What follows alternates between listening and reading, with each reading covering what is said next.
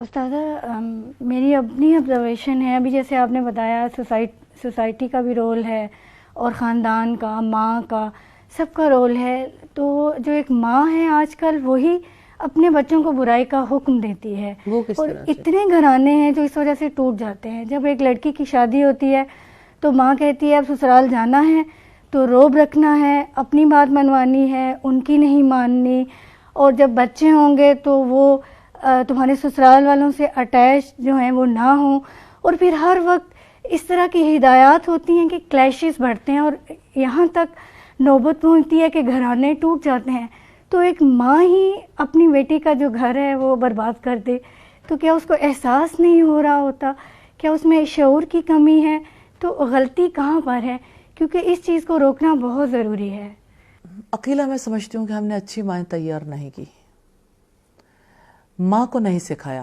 ماں کا رول اس سوسائٹی میں جیسا ہونا چاہیے ویسا نہیں ہے، اور ماں یہ سمجھتی ہے کہ میں جو کچھ کر رہی ہوں وہ اتنا زیادہ ہے کہ مزید کچھ کرنے کے لیے میں تیار نہیں ہوں. ماں نے اسے اس کی بائیولوجیکل نیڈز کا بہت خیال رکھا ہے، ایک حیوان کے طور پر اسے بڑھانے، اس کے جسم کی حفاظت کے لیے بہت خیال رکھا. اس کی عقل اور اس کی روح کی حفاظت کے لیے اس نے کوئی کردار ادا نہیں کیا. عقل کی حفاظت کے لیے کیا اس نے نشے سے دور رکھنے کی کوشش کی کہ آج یعنی اس سے کوئی بھی صاحب شعور بے خبر نہیں رہ سکتا کہ کس طرح سے ہمارا ملک نشے میں ڈوب رہا ہے.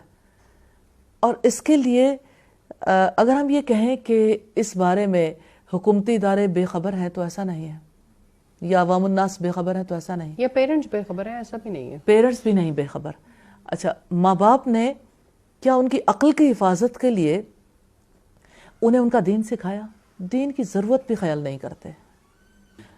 کیا ماں باپ نے انہیں ان کا دین سکھایا؟ اللہ کی کتاب سکھائی.